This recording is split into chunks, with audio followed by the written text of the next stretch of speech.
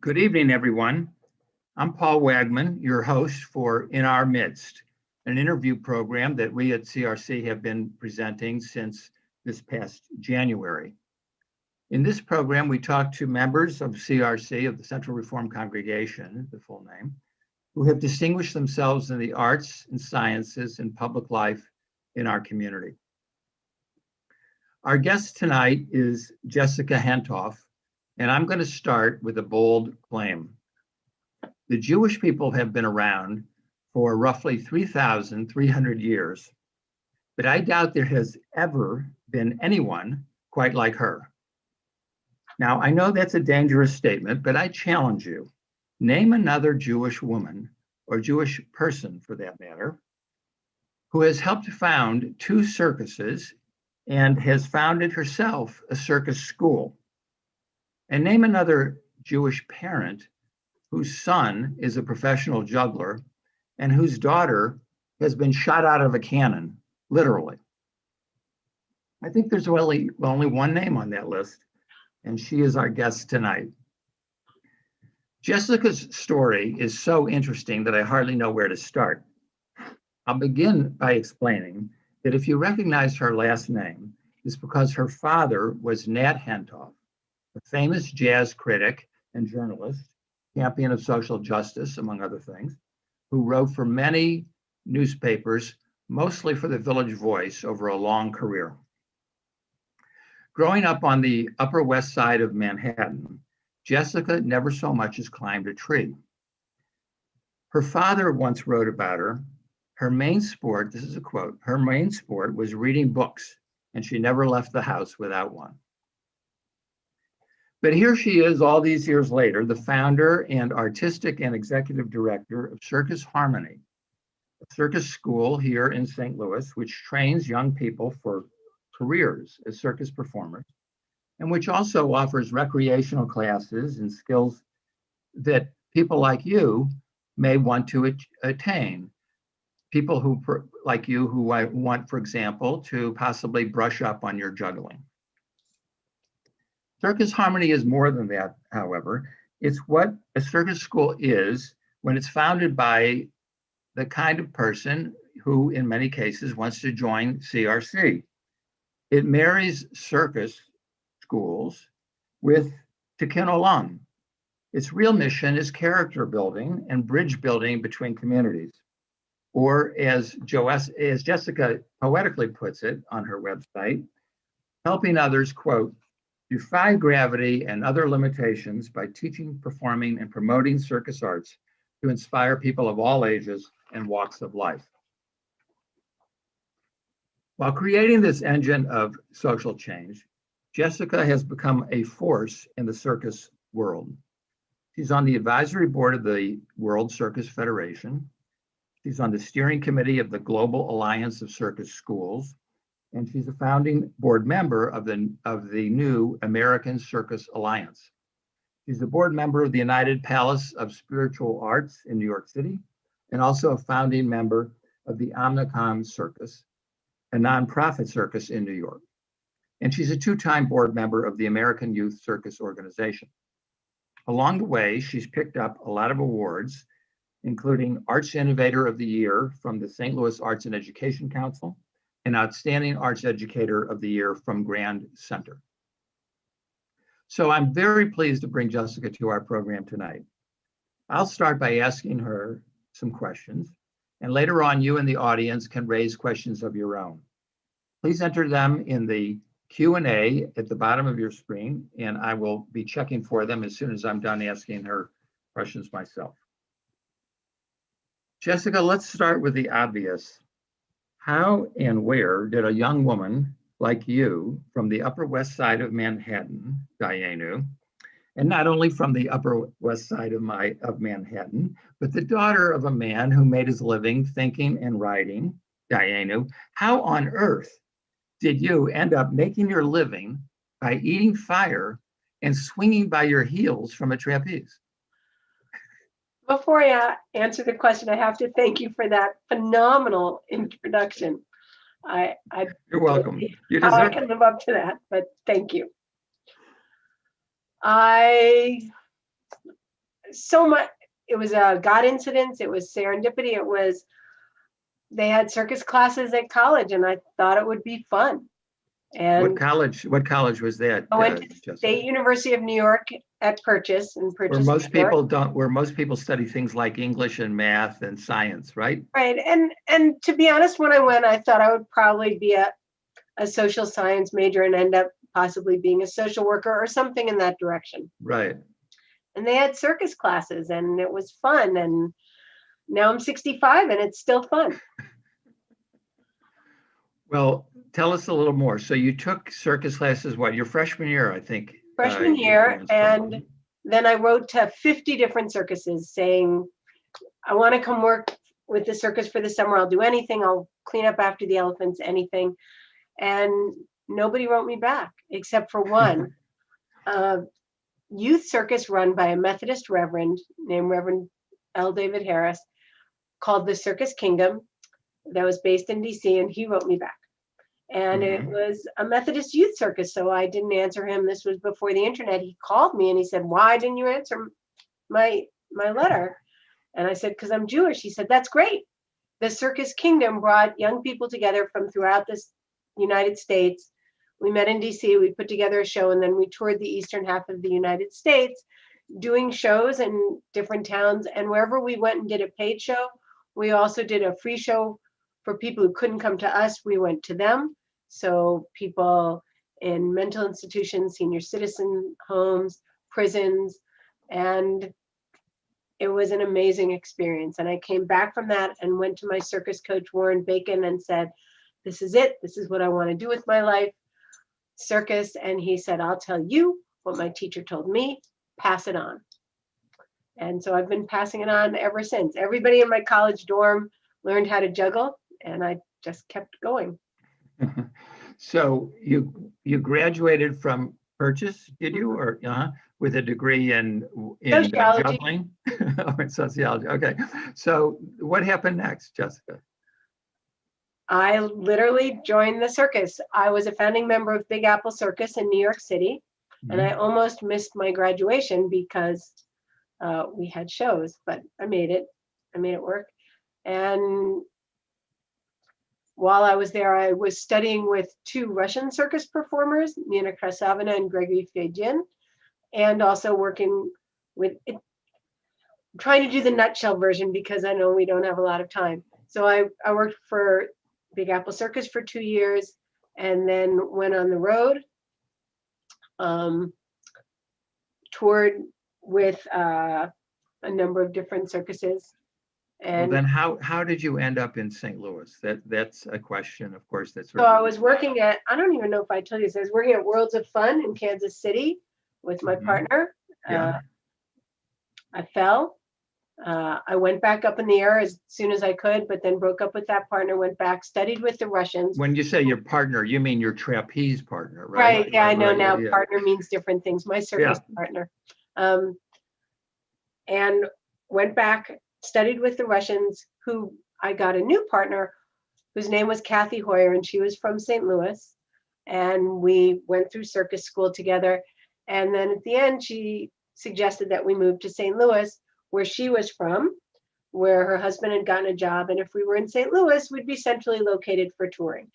So I moved here. I didn't know anybody, drove. And that was when? That was when? That was 1985. Right. Okay. So you've been here now for 36 years, haven't you? And I still know the subway system better than the highway system. That's just true. And so we toured.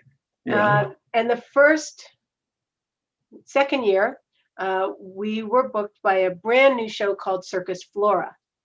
And we opened with them at the Spoleto Festival in Charleston, South Carolina, which was an amazing experience. They were planning to open in LA. That fell through. Circus Flora ended up moving to St. Louis. So they started off in North Carolina? Kind of. They weren't really based there, but that's where they put the show together. Right. Started there, and we did an 11-week tour, and then they ended up. So everybody somehow gravitated to the center of the universe, St. Louis. St. Louis. Yeah.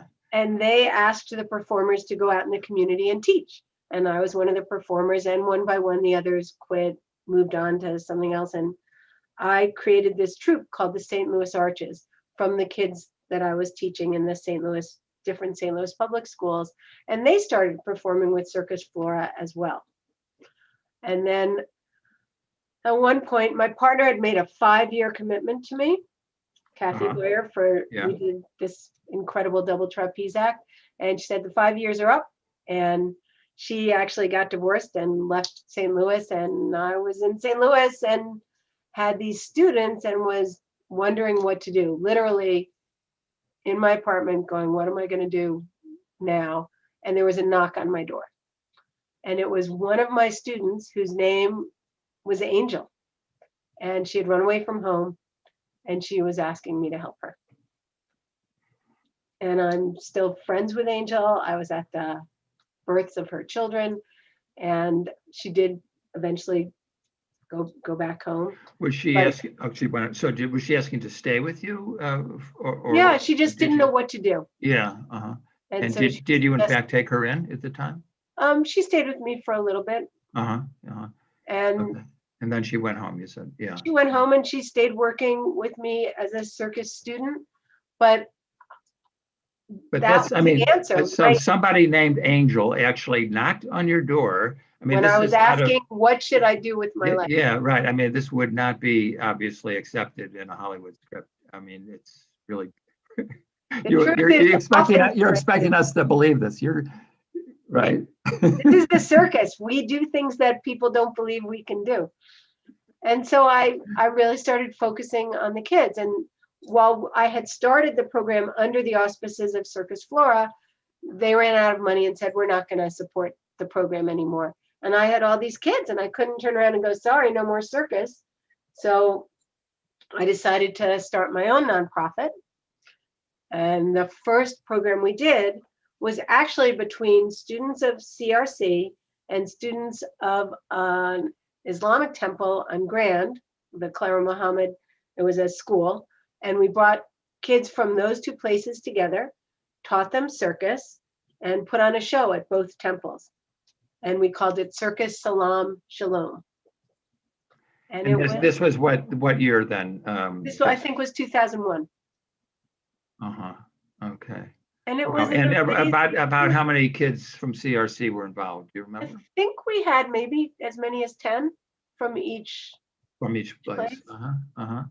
And we kept that going for a little bit, and then we started another program at a community center in the Tower Grove neighborhood, and we had other students, because by this time I was based at City Museum. When City Museum started, Bob Castley had me come in, and I walked in and he said, "It's you." And I'm like, "Well, I've never met this man." And he had seen me performing my aerial act and my bicycle act and riding horses and all that on Circus Flora. And he thought I was this incredible daredevil person. But he gave me a corner of the museum before it was built and said, "Do whatever you want." So we did circus shows and we had a snack bar and we did circus birthday parties. But when I turned 50, I decided to make it a full-time school. But this was before I was 50. I started the nonprofit and brought all these kids together. And then instead of just having kids from CRC and the Muslim kids, one of the kids came in and said, "Can my friend Lindsay join? She's Christian." And what are you going to say? No, only Jews and Muslims. So we opened it up and more kids came, and it became the Patchwork Circus. So I had the St. Louis Arches, who were the advanced troupe from the originals that I had started. Some were now second generation, and the Patchwork Circus.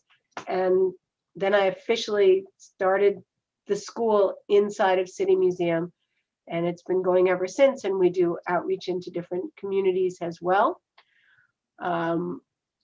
When at one point I got an email from a rabbi in Israel, an American, but he had made Aliyah and he was a rabbi in Israel.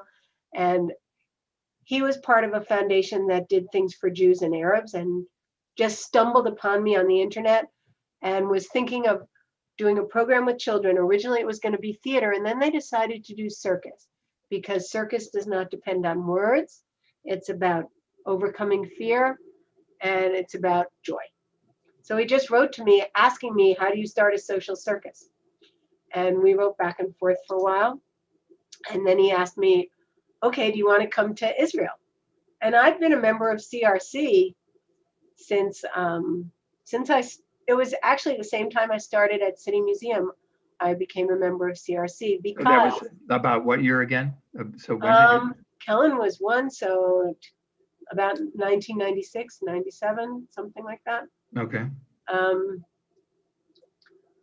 Boy, all the years start blending together. But I ended up at CRC because I had 3 children, and we had these wonderful neighbors, some homeschoolers, Christian homeschoolers, and the 8-year-old had started a Bible school and had invited my kids. And I'm like, well, maybe they need to hear about this side of their heritage. And I called different synagogues in St. Louis, and none of them had anything for children in the summer, and children didn't seem to be really welcomed. And CRC was like, bring the kids, here's where the service is. And at that time it was in the church across the street. And I walked in, and I was raised Jewish, but not religious. If you read my father's book, Boston Boy, he talks a lot about being a stiff-necked Jewish atheist. And I walked in, and we were in the service, and Kellen, at that time was a baby, started crying. And Rabbi Susan came over, picked him up, and went on with the service. And it was amazing. And that became our home and our community. Jessica, let me back you up for a second. You referred to your own circus performances. And you obviously you did trapeze work because you managed to break your pelvis by falling off the trapeze. Was the trapeze your specialty? What else did you do? So I started as a juggler and a clown and a fire eater, which my father was not happy with the fire eating. And he asked me to stop. Can't imagine why. Yeah, well, he was less happy when I became an aerialist. So yes, the double trapeze was my specialty, but I did a little bit of everything. We also, my St. Louis partner, Kathy Hoyer, and I had a unicycle bicycle juggling act as well. And when I was with Circus Flora, I was part of the bareback riding act. I came in on Flora the elephant at one point. So a little bit of everything. Okay, I'm just trying to picture you doing all these things. I've always trained my own animals. So I've had trained dogs. I had parrots. I still have one of the parrots. My parrot is older than my children. She's 31. She's in the other room because she doesn't behave well on Zoom. And I've trained dogs. Okay, so let's then go back to, so you said that this rabbi from Israel contacts you, and tell us what happened next as a result of that. So at that time, I was also working with a woman who was just turning 70, Elizabeth Bunny Herring. She was from St. Louis, a very well-to-do family. She left home when she was 19 and joined Ringling Brothers in New York. Her parents went to get her back, and they made a deal that she could stay on the show if she didn't do anything aerial. So she did the horses racing around the track. She did the elephants hanging by one leg in their mouth, being flat on her back with the elephant's foot over her face.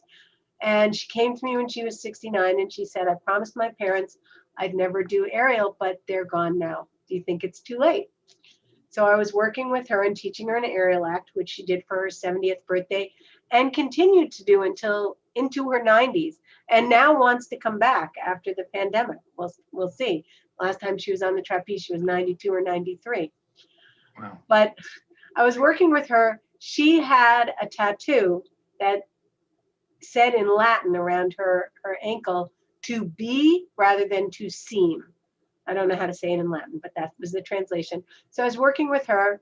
Rabbi Mark Rosenstein said, will you come to St. Louis? I said no, and I went to Chicago for the first ever social circus conference in the United States. I was one of the speakers, and it was amazing, and I came back, and Rabbi Mark said, well, do you know somebody who has a troupe with like 10 or 15 kids who would be willing to come to Israel. And I thought about Bunny's tattoo, to be rather than to seem, and I said, we'll come. And so that started, it was an 11-year partnership with the Galilee Circus in Israel. There's a tremendous book about it called Watch Out for Flying Kids. The movie Circus Kids, about our first year in Israel, you can view on our YouTube page. And it was a transformative experience for many people involved. I'm still in touch with some of those kids. They're not kids anymore in Israel, and some of them became professional circus people. And a number of my students who first went to Israel, that was the first time some of them had ever been on a plane or out of St. Louis.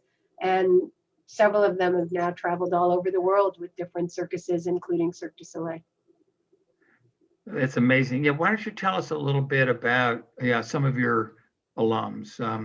What those who've achieved particular distinction, if you would.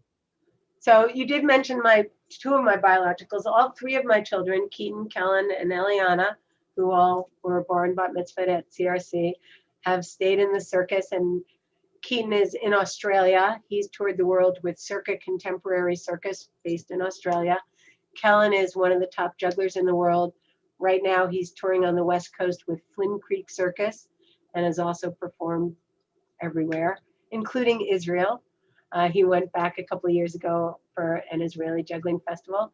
And then my daughter Eliana was the youngest ever female human cannonball on Ringling, and the first Jewish human cannonball that we have been able to find historical record of. And I've asked circus historians, and they said there might have been some during World War II that were Jewish that didn't say so, but we think she was the first Jewish human cannonball. So those are my kids. Before we move on to anyone else, I believe you told me that the human cannonball received a blessing beforehand from Rabbi Talvi. Is that correct? Yeah, absolutely. And where did she? I suppose she had to invent her own blessing for that one. I mean, that you don't find that anywhere in the literature, do you? She had one. She did it. It worked. She's creative. She's very creative. Yeah, and Eliana is now the lead coach at Circus Harmony and does a one-woman show. And then some of the other alumni include probably the most well-known is a young man named Sidney I. King Bateman, who from the north side of St. Louis. He was the subject of a PBS mini documentary called The Acrobat. So if you look up PBS, The American Experience, The Acrobat, it's like a mini documentary of his life. He went literally from the streets of St. Louis to the circus ring, first with me and then with a company called Seven Fingers, and then was touring the world with Cirque du Soleil. And they had this crazy idea to bring circus people and wrestling people together and have wrestlers try circus and circus try wrestling. And now the WWE has taken him, and he now is with the WWE. And what he told me was, look, I'm still flipping. I'm still entertaining people. It's just a square ring instead of a round ring. And his first fight was with Sasha from The Mandalorian and had over 2 million views on YouTube. Wow. So, and he also does motivational speaking. He really wants to inspire other children who have grown up, inner city children, in circumstances similar to his. And the WWE is going to give him a tremendous platform. Mm-hmm. And he is quite an inspiration to a lot of people. And for a while, he lived with me. He talks about this in the documentary. He was staying with me because his cousin had murdered his uncle in his house, and it was a mess. But when he lived with us, he was not allowed to watch wrestling. That was not allowed in my house. And so it is of great amusement to my biological children that I now watch wrestling because of him. He's my kid. And what do you want? You want your kids to be happy and successful, and he is both. Right. So, yeah. So I now watch wrestling. Well, that's an amazing story. That is an amazing story. So he's great. Melvin Diggs is about to open with a new show in San Francisco with with 7 fingers. Melvin and Sydney were partners, and the act they toured with 7 fingers was hoop diving, acrobatic hoop diving. And the soundtrack of it was an interview done with them the summer of 2014, talking about growing up in St. Louis. It was for a show called Cuisine and Confessions, and it was very personal stories and how food brings us all together. And they were talking about growing up in St. Louis and just waiting to be the next person killed or arrested. Let's just not answer that. And that interview was done right before Mike Brown was killed by the police officers in Ferguson. And it became a very powerful story around the world. And is that, where can people watch that interview, or is it not available? So it's not available online. It's from the show Cuisine and Confessions. They did do the show again a few years later, and another student of mine, Terrence Robinson, was in it, but told his own story. During the pandemic, they had it online, so it might once again be online. But talking about our alumni, one of our alumni is Claire Kuchechik-Kernan, who married Alex Walenda. And she now walks wire with the Flying Walendas, and her 2 children, she just had her 2nd child, are 8th generation Walenda children. Just wow. A girl who grew up in St. Louis and happened to go to circus school, and look what happens. And now look what happens. She's a Walenda. Yeah, whoa. So a number of these kids have really made it big in the circus world. And have gotten out of town, gotten out of these very challenging circumstances. Right. And that's the fulfillment of your mission, really. I mean, that's right, is to help children defy gravity, soar with confidence, and leap over social barriers all at the same time. And they really have. It's extraordinary. Mm-hmm, mm-hmm. And while we're a social circus, that's our main goal. So we do offer recreational programming, we offer pre-professional training, but the main point is being a social circus and to use circus arts to bring people together. Would you have, right, how many kids now, or how many young people have gone through your program over the years, Jessica, from a professional standpoint, if you can break that out? The year before the pandemic started, we did, between our students and our teachers.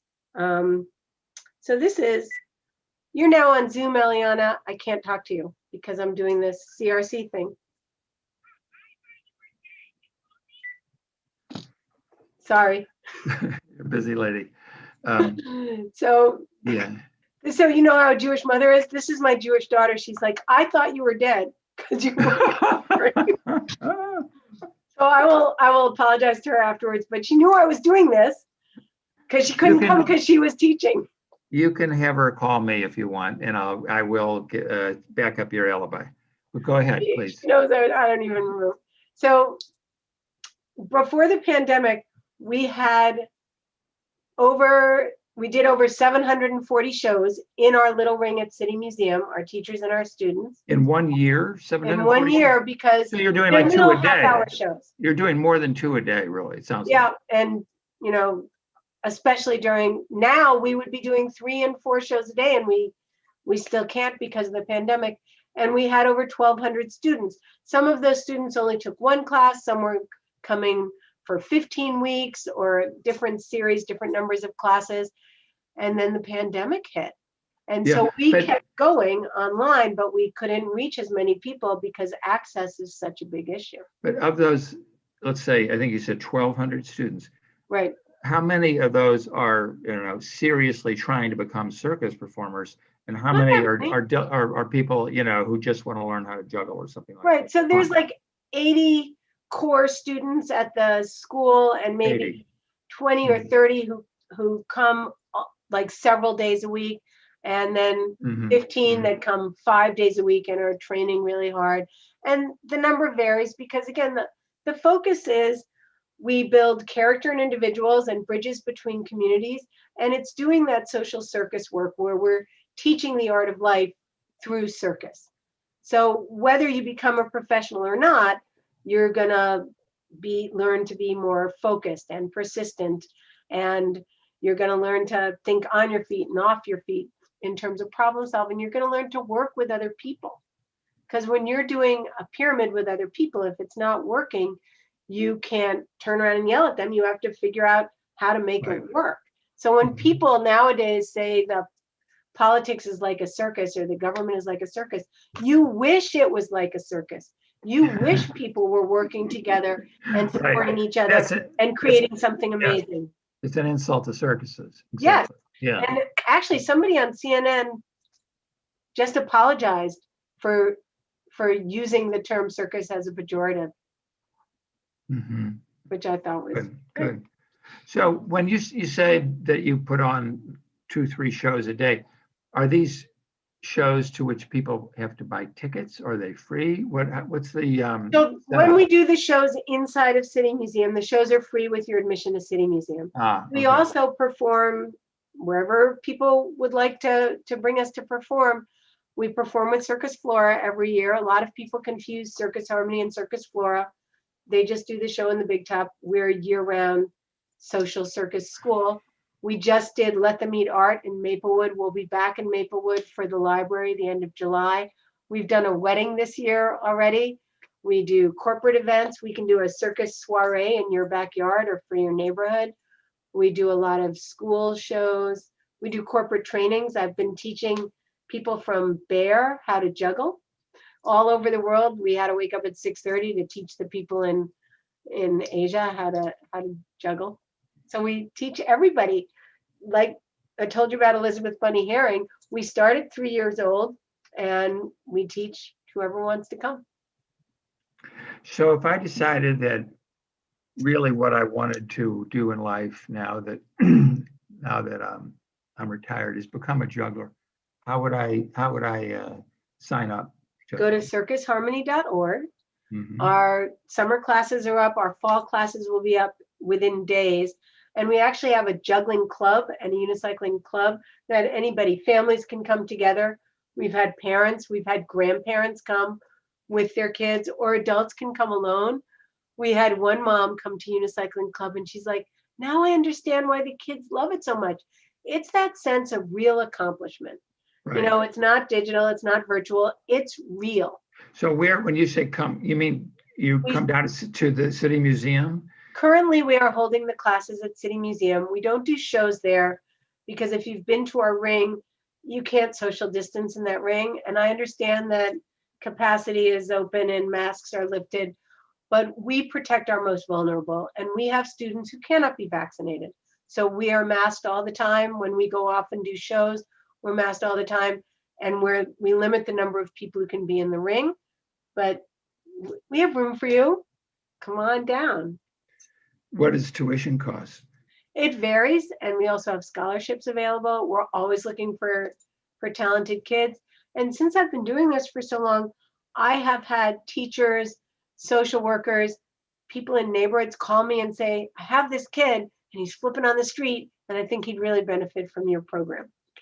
So I think the classes start at $15 a class, something like that. I should know these things off the top of my head. I don't. Go to circusharmony.org. Yeah. It's somewhat less than Washington University tuition, it sounds like. A little, although one of our students just got into Washington University, but he's still going to stilt walk on a juggling scholarship. Oh, a stilt walking scholarship. Okay, yeah. I teach in the fine arts department. Any idea how many CRC kids have gone through your programs over the years, and any that you want to particularly mention? No, you can't do that. You know? Okay. I can mention. I mean, yeah. Rabbi Randy's kids were in our program. Anita Stiffelman, who I just saw last weekend and was the first president of our board. Her daughters were in the program. Paulina Twellman.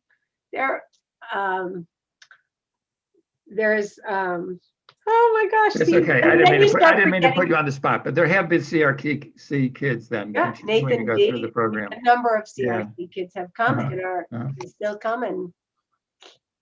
Yeah. Circus teaches the art of life. It also our circus is like you said, all about tikkun olam. You know, when you're repairing the world, you use whatever glue you have. So you use writing or music or medicine, and we just happen to use circus. Jessica, where are you getting your financial support? Nonprofit. Yes, yes. We apply for grants, and we are very, very grateful for the funding, the support we received from the National Endowment for the Arts, Missouri Arts Council, Regional Arts Commission, Arts and Education Council of St. Louis, the Trio Foundation of St. Louis, the Psy Foundation of St. Louis, the Kranzberg Foundation, Steinberg Foundation, and a lot of individuals. But when individuals give us money, generally I'm talking like $25 to $100 donations. Anybody listening, feel free to send more. You can donate securely online at circusharmony.org. We just got a 2-year grant from PNC Foundations, PNC Arts Alive, that we are so excited about. It's for a new program that we're just starting that we think is going to be a cornerstone program, pun intended, because it's called Architecture and Acrobats. And we're going to be creating shows at historically significant places, which will do the shows free to the public in those places and also record them. So there will be video, and we'll tell the story of the places. For example, Fairground Park. Why are there bear pits in Fairground Park? What about that swimming pool, that giant swimming pool that used to be in Fairground Park? There's a lot of stories to the places of St. Louis, and we're going to use the children of St. Louis to tell the stories. For those who don't know what Jessica is referring to in terms of the swimming pool, I think you're referring to there was a riot there in the late 1940s when there was an attempt to integrate the pool. There was a giant swimming pool there. Thousands of people could swim, and they decided to integrate it, and it was a huge problem. And like the police had to escort the Black children out of the pool, and then the city decided rather than integrate the pool, they filled it in. Mm-hmm. And if you've driven down Grand and past Fairground Park, there's a castle there, and you go, why is there a castle in the middle of the city? It's actually the site of the first zoo, and it was the bear pits from the zoo. So during the pandemic, when we couldn't do our 741 shows, we started doing shows online, and the first show we did online was called The Balancing Act, and it gives the pandemic perspective of our students, our alumni, some of our parents, and some of our coaches. And that show, besides being some really incredibly creative and fun circus that was filmed in people's backyards and living rooms and kitchens and public parks, also we let the children talk about whatever they wanted to. Black Lives Matter, the presidential election, the pandemic, of course. And we learned the power of narrative. And that film, The Balancing Act, Walking the Pandemic Tightrope, starting tomorrow, is part of Cinema St. Louis's St. Louis Filmmakers Showcase. So you can get tickets through cinemastlouis.org. Our next project after The Balancing Act, we partnered with a circus school in Germany to celebrate the 60th anniversary of St. Louis and Stuttgart being sister cities. And we did these shows together online, these kids who barely spoke each other's languages. I mean, most of my kids didn't speak German at all, maybe 2 of them. And circus is an international language. We did the acts and then shot them at architecturally significant places in both cities. So we learned how cool it was to do these shows at these architecturally significant places. And then our last pandemic project, well, I don't know last because we're still in the middle of a pandemic, somebody please tell everyone, was we did a cookbook. We did an interactive cookbook. It's absolutely free. If you go on our website under shows, the Circus Harmony Interactive Cookbook, 43 delicious recipes paired with 43 delightful circus acts. And you turn the digital pages and you can watch circus. And we nourished people that way. So this Architecture and Acrobats takes everything we've learned during the pandemic. And I'm really excited. The first video will be in North St. Louis. So maybe this is a good time to tell people that if you want to, some of these things that Jessica has just referred to can be found on the Circus Harmony website. So, for example, that earlier in the program, she mentioned a, a movie called Circus Kids. That's on the website. That's on our YouTube page. You can watch. Yeah, oh, on your YouTube page. Okay. And then there's Watch Out for Flying Kids, which is a book about. And you can order that on our website. It's a great book. Yeah. And then there's this new movie, which is going to be available as of tomorrow, July 16th. The Balancing Act, it was online before, but now we're bringing it back through Cinema St. Louis's St. Louis Filmmakers Showcase. So Very people, good. if you buy tickets through Cinema St. Louis, you're supporting Circus Harmony. You asked how to support us, but you're supporting Cinema St. Louis, which is another nonprofit. And film and circus are both supposed to be experienced like in a theater, in a tent, and we're struggling with that right now. But yeah, Now you used the word support a few times. I think you told me that you, and I don't want to put words in your mouth, but that you could use a little more support. I think you said something about a shoestring, Jessica. Why don't you tell our audience what you told me? So a lot of people say that they operate on a shoestring. We operate on the egglet, which is the plastic tip of the shoestring, and we do a lot with a little. And we have, like, we never stopped with the pandemic and moving forward. But when we do those shows at City Museum, the museum would pay us and we would pass the hat. We've lost all that income. And we understand. I've been applying for grants all this time. We've gotten some, we haven't gotten some. And there are some very serious needs out there. But if people want to support us, or if they want to sponsor us to go into a school to do a show at a certain place, you can also sponsor. We have a new program called Circus Science, where we teach science concepts through circus arts. And we want to get that in as many schools as possible. So if people are interested, call me, write to me through the website, circusharmony.org. There's a lot of ways you can support. Or people can have you entertain at a bar mitzvah party, for example. Or yeah, absolutely. Right, We've done some bar mitzvahs. And there's all of my children, when they had their services, there were always circus kids there, and there was generally a performance element. I mean, there aren't many. I think that would, rate is extraordinarily cool to have somebody eat fire at your bar mitzvah party, right? So I've never seen it. Well, I stopped eating fire when I got pregnant because I figured it wasn't good for the baby. Probably not. Right, and so we do more fire juggling than fire eating these days. But circus is actually traditionally in Israel, they do hire a lot of circus performers. That's a actually fairly common way to celebrate in Israel with circus arts. Jessica, is there anything comparable to what you're doing? There probably is elsewhere in the country. Tell us about, where else? There are other social circuses. Yeah. First of all, circus arts, just circus schools are popping up everywhere, or they were before the pandemic. A lot of them sadly have had to close. And there are other social circuses. We had an online social circus festival with 7 circuses from throughout the United States, and there was one from Indonesia, and there was another country in there, I don't remember, but it's an international phenomenon. And circus, exactly what Rabbi Mark said, circus is not dependent on words, it's about overcoming fear, and it's about joy. So to me, it's the quintessential art form, and it's also that the reason that everybody likes superheroes, it's that archetype of being able to defy gravity, to fly, to control objects, to talk to animals. That's what circus is. It's something that people have aspired to from the beginning of time. Circus is about joy and triumph. I also feel that what gets people through the pandemic are all the skills that we teach at circus: strength, flexibility, working together, supporting each other, and just finding alternative ways to do things. And the movie, The Balancing Act, Walking the Pandemic Tightrope, when you're walking a tightrope, and that's how we felt, walking the pandemic tightrope. And remember when it was first, we're going to shut down for 2 weeks.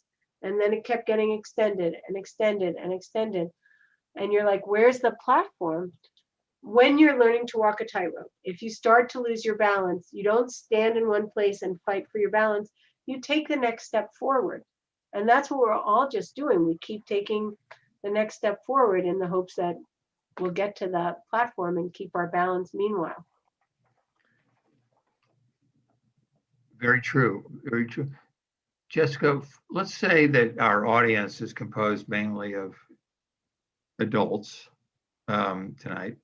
What are some of the, besides, we've mentioned juggling several times, but what are some of the other kinds of skills that are realistic for an adult person who doesn't, who sits behind a desk most of the day, like most of us do, to aspire to and to enjoy? Juggling is the gateway skill, but anything, hula hooping. Hula hooping. We're really excited. We're having a coach who had to move out of state. He's moving back. Bryland is going to be teaching physical comedy. Physical comedy, is that what you said? There's going to be a physical comedy So class. that means like things like how to fall down, how to do You pratfalls. don't have to fall down to be funny, but you can. There's. We actually, I don't think we're offering it in the fall, but if people want it, we can do a basic circus arts for adults. The cool thing about circus is that it's different genres, and this works whether it's for kids or adults. It's not just one thing. If you can't carry a tune, you can't be in choir. If you can't run fast, you can't play soccer. In circus, maybe you can't flip for whatever reason, but you have good balance and you can walk wire or learn unicycle, or you can juggle, or this is where being a class clown is actually a good thing. There are so many different aspects to circus. There really is something for everybody. And for the pyramids, we need you if you're big. We need you as a base. And we need you if you're little, because we need you as a flyer. There's really a place for everyone in the circus. That's what I think.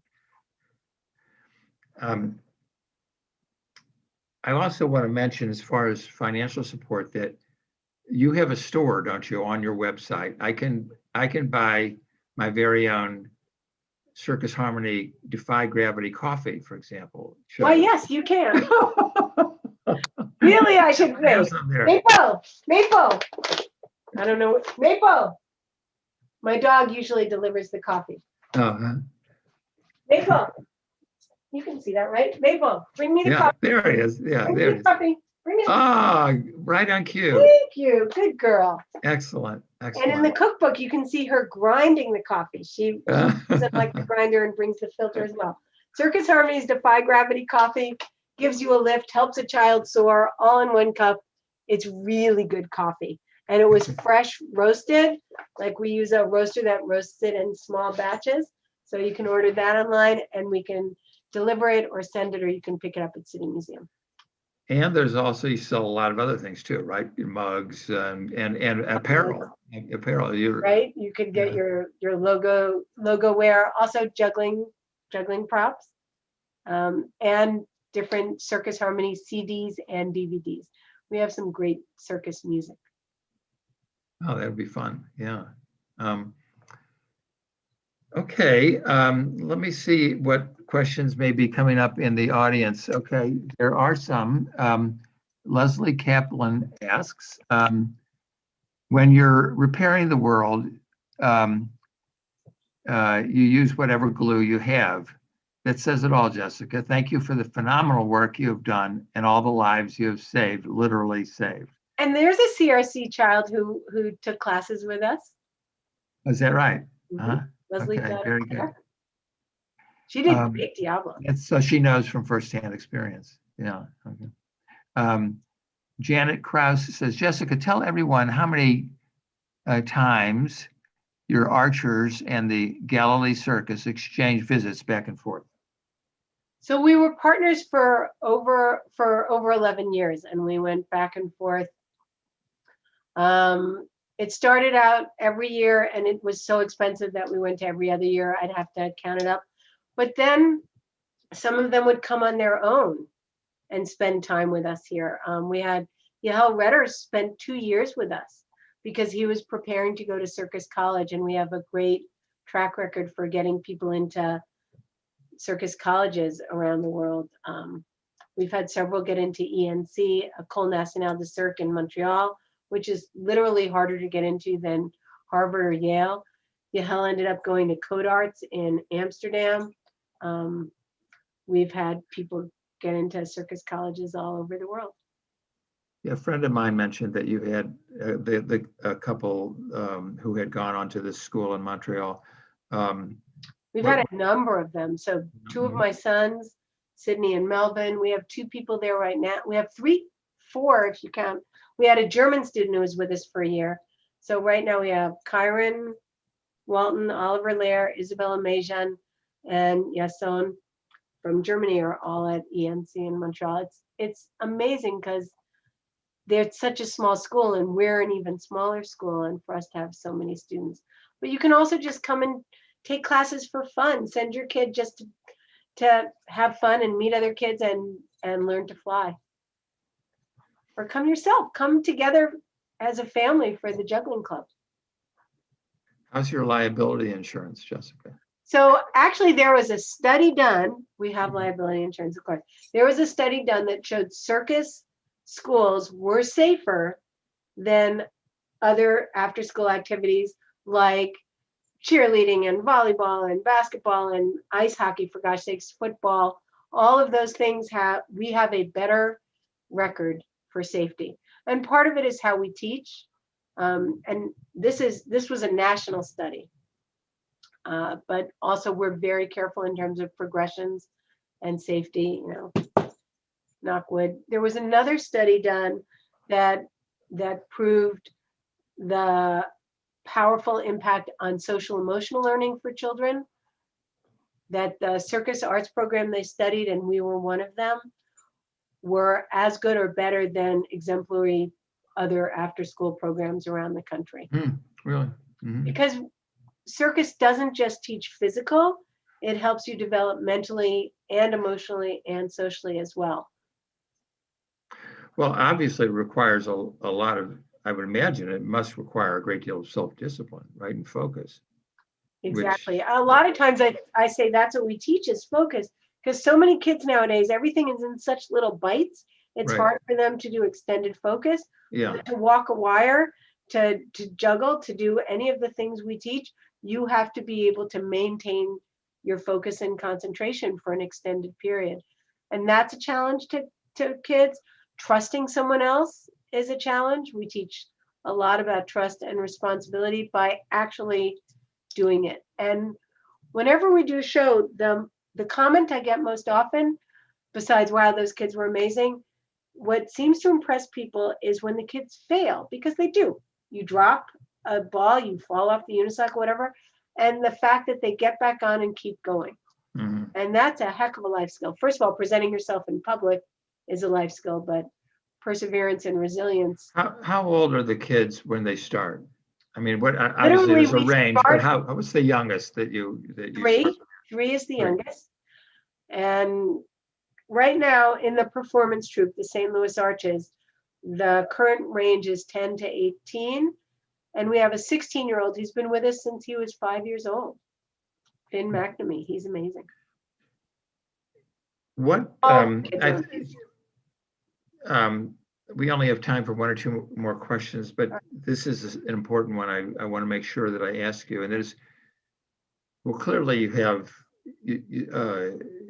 pressing financial needs, but what else does your organization really need? What's that? What we would love to have is our own space. We want to stay at City Museum forever. I don't know of any other performing arts organization, circus or otherwise, that has a space where they can do hundreds of shows a year once the pandemic is a little more under control, wear your masks, et cetera, et cetera.